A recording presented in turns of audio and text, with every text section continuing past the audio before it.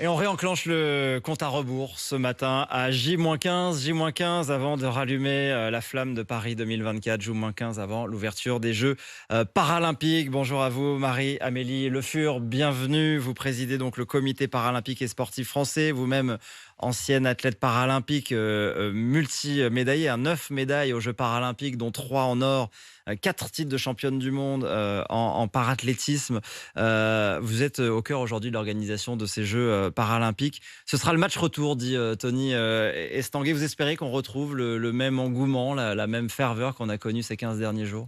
Effectivement, bonjour à tous et à tous. Cette image du match retour, elle est vraiment bien choisie parce que tout ce qui a fait en fait le succès des Jeux Olympiques, ces sites iconiques, le niveau de performance des athlètes qui se préparent et dont finalement les Jeux Olympiques et Paralympiques sont la compétition de référence, vous allez le retrouver sur le temps paralympique. Donc on reprend les mêmes ingrédients, on change simplement les protagonistes.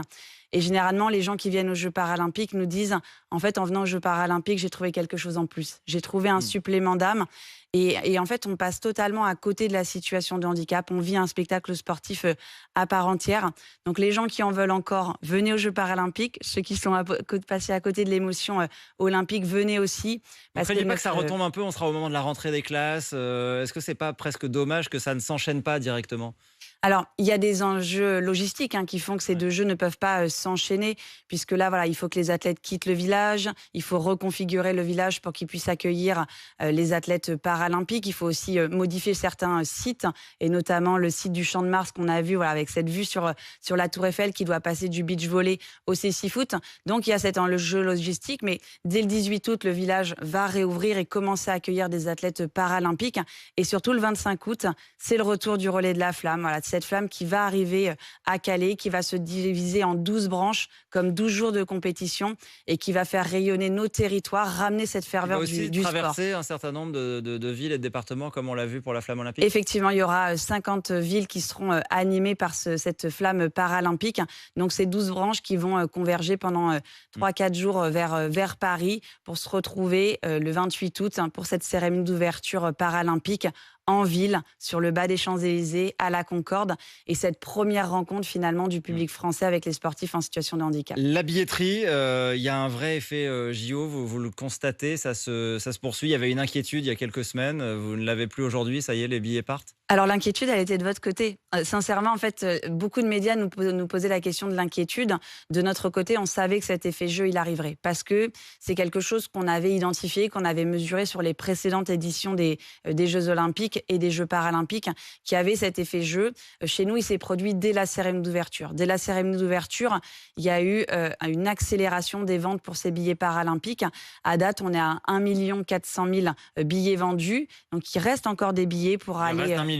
Il en reste à peu près 1 million, un petit peu plus d'1 Il y a million. des épreuves qui sont déjà complètes? On a 6 sports qui sont déjà effectivement complets, le para-taekwondo, la para-équitation. Voilà. Mais il reste des billets dans 16 sports C'est-à-dire que des dans Jeux les sites paralympiques. les plus prisés, les lieux les plus beaux de ces Jeux, l'équitation à Versailles, le Grand Palais, ça c'est déjà complet? Oui, et Parce que puis les gens veulent venir sur ces sites aussi? certains sports aussi qui avaient des jauges un petit peu plus réduites, Mmh. comme le para-tir à Châteauroux, comme le para-triathlon sur le pont Alexandre III. On a aussi des sessions sur certains sports qui sont totalement sold out, comme la finale du cécifoot. Voilà. Donc, il est urgent, finalement, pour ceux qui veulent choisir vraiment leur sport, de se diriger vers cette billetterie paralympique. Encore une fois, parce que c'est la promesse d'un moment absolument extraordinaire, d'un partage d'émotions. Et tout comme ça a été le cas sur le temps olympique, il sera possible aux personnes qui se rendront sur Paris pour ces Jeux de venir célébrer les athlètes au Club France le soir et de passer vraiment voilà, un moment de rencontre. Parce que moi, c'est ce qui m'a marqué pendant ces Jeux Olympiques. C'est on a fait nation. On était ensemble, on était derrière l'équipe de France, on était derrière les Jeux et on a vécu de très, très beaux moments sportifs ensemble. Et avec l'ambition de cette équipe de France, je peux vous dire qu'on va retrouver exactement la même ferveur derrière nos athlètes paralympiques. Alors on va le voir avec les auditeurs d'RMC. Pierre est au 32-16. Bonjour Pierre. Bonjour, bonjour, bonjour Madame Le Fur.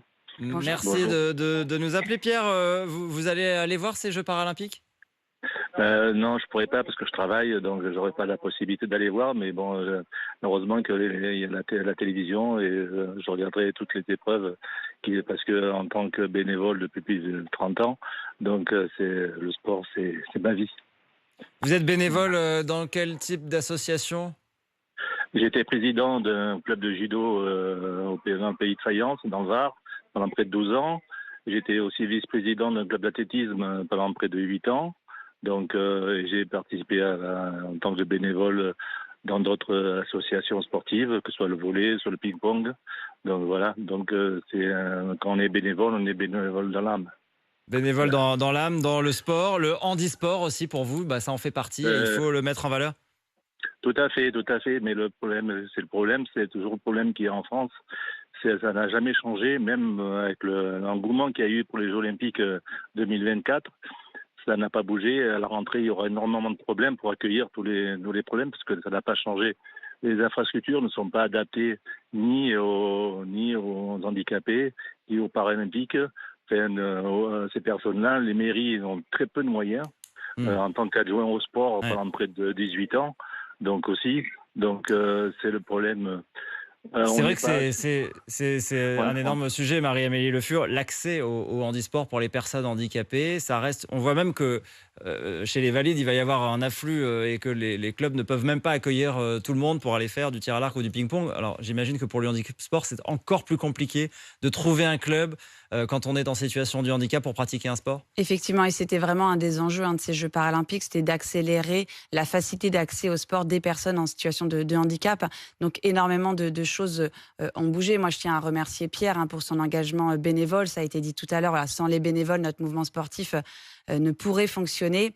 En tout cas, en ce qui concerne les parasports, il faut savoir que l'enveloppe accessibilité qui historiquement était de 2 millions d'euros pour accompagner cette mise en accessibilité des équipements est passée depuis l'année dernière à 3 millions d'euros pour vraiment accompagner les porteurs de projets, accompagner les collectivités dans la mise en accessibilité des équipements sportifs. Et nous, de notre côté, on a aussi estimé que rendre accessible le sport pour les personnes en situation de handicap, c'est aussi accompagner la formation des bénévoles, c'est accompagner la formation des éducateurs. Et c'est pourquoi, il y a maintenant 1 an et demi, on a lancé un programme qui s'appelle Club Inclusif, qui vise à sensibiliser les éducateurs à l'accueil des personnes en situation de handicap, et ce, quelle que soit la typologie de handicap. À date, c'est 1500 nouveaux clubs qui ont été formés, et l'objectif, c'est d'en avoir 3000 à la fin de la saison Donc il y aura un 2025. héritage de ces Jeux sur ce plan-là. L'accessibilité, c'est aussi un sujet au-delà des installations sportives, dans les transports notamment.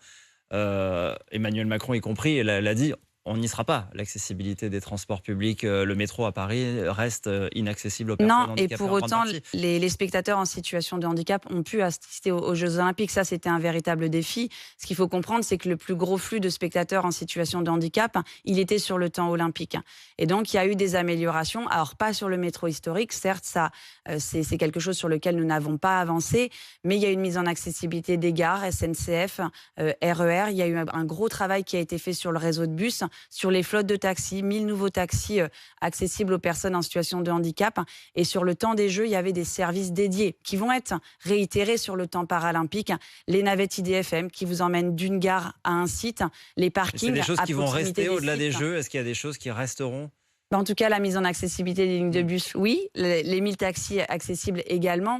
Et puis après, ce qui va rester, c'est l'évolution du paradigme, l'évolution de la compréhension des mentalités, qu'à un moment donné, la situation des personnes en situation de handicap, elle n'est pas acceptable, qu'on doit leur donner un plein accès aux droits. Et le droit à la mobilité, il existe aussi en France. Et il doit exister à Paris et dans toutes les villes de notre territoire. Et moi, je tiens aussi à souligner le travail qu'a fait la ville de Paris avec ces 17 quartiers en accessibilité augmentée. C'est un début. Voilà, ces 17 quartiers qui ont été mis en accessibilité augmentée grâce à ces Jeux de Paris 2024.